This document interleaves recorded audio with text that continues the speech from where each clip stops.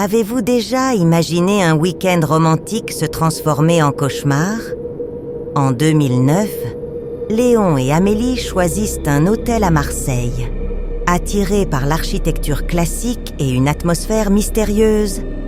Mais la nuit, des sons étranges résonnent dans les couloirs. En enquêtant, ils découvrent une aile verrouillée et abandonnée. Que s'est-il passé dans cet endroit? Et pourquoi les visions d'Amélie sont-elles si terrifiantes? Préparez-vous à découvrir des secrets sombres et à affronter un cycle éternel d'horreur. En 2009, Léon et Amélie, un couple français, décident de passer un week-end romantique à Marseille. Dès leur arrivée à l'hôtel, ils sont immédiatement captivés par l'architecture classique et l'atmosphère énigmatique du lieu. Le directeur, Monsieur Dubois, les accueille chaleureusement en leur racontant l'histoire riche et le charme de l'hôtel. Mais à la tombée de la nuit, la tranquillité est brisée par des bruits étranges qui résonnent dans les couloirs. La première nuit, Léon et Amélie sont réveillés par des sons perturbants de chaînes traînant et de gémissements. Effrayés, ils décident d'enquêter sur l'origine des bruits et découvrent une aile entière verrouillée et apparemment abandonnée depuis des décennies. En explorant l'hôtel, ils rencontrent Maurice, un ancien employé qui, au début, hésite à parler de ce qu'il sait. Cependant, la curiosité et la détermination du couple le persuadent de révéler la vérité. Maurice raconte que l'aile verrouillée a été utilisée par les nazis pendant la Seconde Guerre mondiale comme centre d'interrogatoire et de torture, et que de nombreux prisonniers n'en sont jamais sortis vivants. Léon, déterminé à en savoir plus, trouve un vieux journal caché dans la bibliothèque de l'hôtel. Le journal appartient à Claire, une jeune infirmière qui a travaillé à l'hôtel pendant la guerre. Dans ces pages, Claire décrit les horreurs qu'elle a vues et ses tentatives d'aider les prisonniers au péril de sa propre vie. Cependant, Claire a mystérieusement disparu et son destin reste inconnu.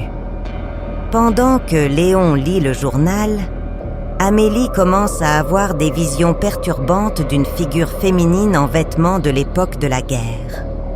La figure semble essayer de communiquer quelque chose, mais les visions sont toujours interrompues par un sentiment accablant de douleur et de désespoir. Amélie soupçonne que l'esprit est celui de Claire, cherchant à révéler la vérité sur sa disparition. Guidé par le journal de Claire et les visions d'Amélie, le couple décide d'explorer l'aile verrouillée. Après plusieurs tentatives infructueuses d'ouvrir les portes, ils trouvent un passage secret menant à un compartiment caché. La tension monte à mesure qu'ils se rapprochent de la découverte. Dans le compartiment secret, Léon et Amélie trouvent des restes humains et une lettre écrite par Claire. Dans la lettre, Claire décrit comment elle a été découverte en train d'aider les prisonniers et torturée à mort par les nazis. Son esprit et ceux des prisonniers sont piégés dans l'hôtel, revivant éternellement cette souffrance. Émus par l'histoire de Claire, Léon et Amélie décident de réaliser un rituel de départ. Ils lisent la lettre à voix haute et allument des bougies en mémoire de ceux qui ont souffert là-bas. L'atmosphère de l'hôtel semble changer. Une sensation de soulagement et de paix envahit le lieu. Le couple se prépare à quitter Marseille, croyant avoir aidé à apporter du réconfort aux âmes tourmentées. Ils se sentent plus unis et avec un nouveau respect pour l'histoire. Cependant, lors de leur dernière nuit à l'hôtel, Amélie a une dernière vision perturbante qui semble différente des précédentes. Dans cette vision finale, Amélie voit Claire non pas comme une victime, mais comme une collaboratrice des nazis qui a été trahie par ses propres complices.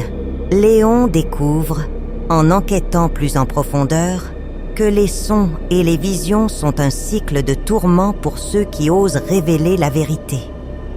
Le rituel qu'ils ont accompli a en fait libéré les esprits maléfiques et le couple réalise qu'ils sont désormais les nouveaux prisonniers de l'hôtel, destinés à revivre les horreurs éternellement. En comprenant la gravité de la situation, Léon tente désespérément de trouver une issue. « Amélie, nous devons partir immédiatement !» s'exclame-t-il, la voix tremblante de panique.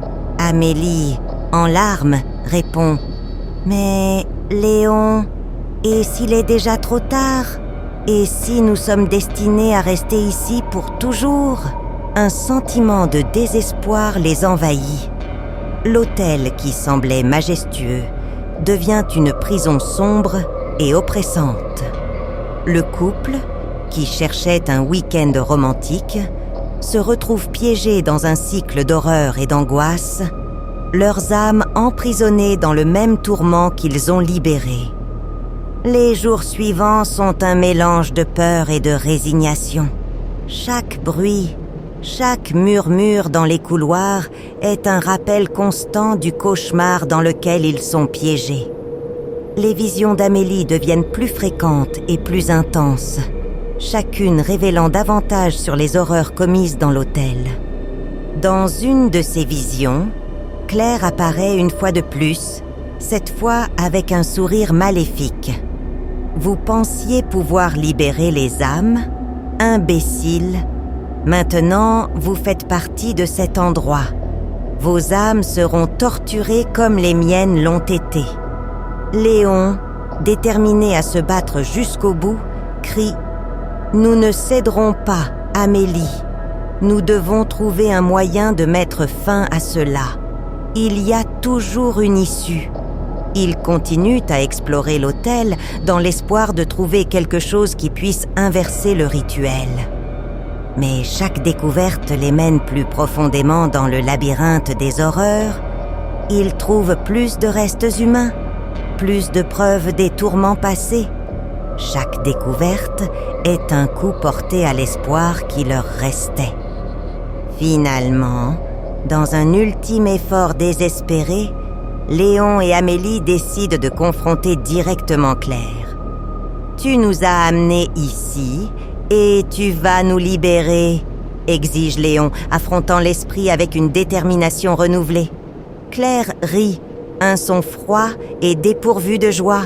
« Vous libérer? Vous n'avez rien compris. Cet endroit est un cycle sans fin de souffrance. Plus vous luttez, plus vous êtes pris au piège. » Les mots de Claire résonnent dans l'esprit de Léon et Amélie, mais ils refusent d'abandonner. Ils décident de tenter un dernier rituel, un qui pourrait purifier l'hôtel et libérer toutes les âmes. Ils préparent tout méticuleusement, chaque détail pensé pour garantir que cela fonctionnerait. La nuit du rituel, alors qu'ils récitent les dernières paroles, une tempête violente s'abat sur Marseille.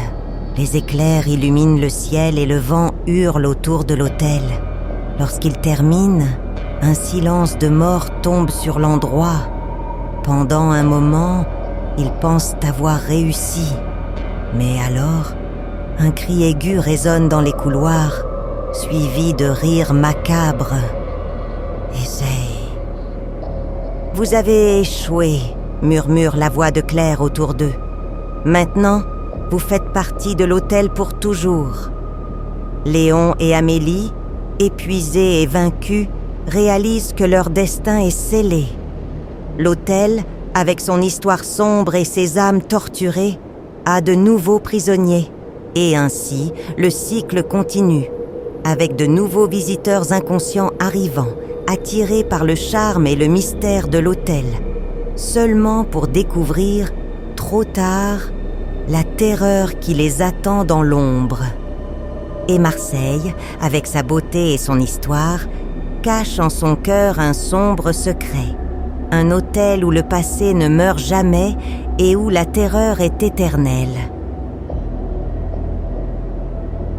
J'espère que cette histoire vous a donné des frissons.